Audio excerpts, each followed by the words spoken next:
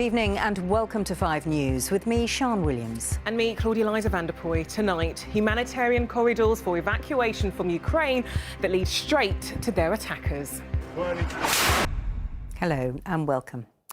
It was thought that Ukrainian residents in besieged cities could escape from the intensity of the Russian attack by leaving for safety via humanitarian corridors. 6 new routes, or regimes of quiet, as the Russians called them, would allow people to flee. And yet, it seems at least 4 of these routes don't go to the west, into Russia itself and its ally Belarus. And still the shelling continues, including in Mariupol, where 2 attempted ceasefires have failed and where people are now running out of food. A warning, this report from our chief correspondent Tessa Chapman begins with footage of the latest attacks that you might find distressing.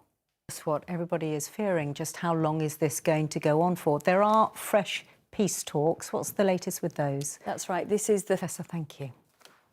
Well, our political editor, Andy Bell, is in Downing Street now. A very difficult time, yes, as they wait. And the criticism for the government over visas for Ukrainian refugees doesn't seem to be going away, does it, Andy?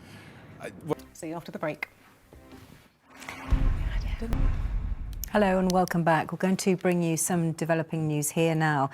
And around 125 firefighters are attending a large fire at a block of flats in East London. Now, it's Inna Sovsun, who's a Ukrainian MP, and she remains in Kiev despite the fighting and the dangers, particularly for politicians like her.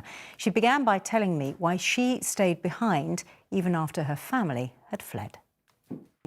And I'm wondering, as you're staying with your friends in Kiev and hearing the explosions occasionally after yourself, and are there any thoughts about leaving?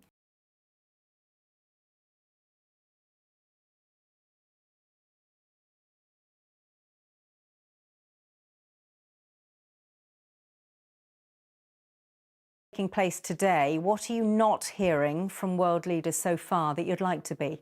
Mine has an understanding already of what's going on, even though he's not with you. What are you hearing from him? I will bring you some other news now. The Queen has carried out her first in-person engagement since recovering from COVID.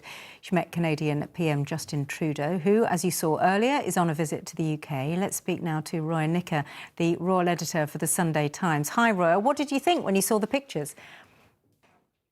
Oh, indeed. We'll see you again tomorrow at 5. Have yourself a good night. Bye-bye. Bye-bye.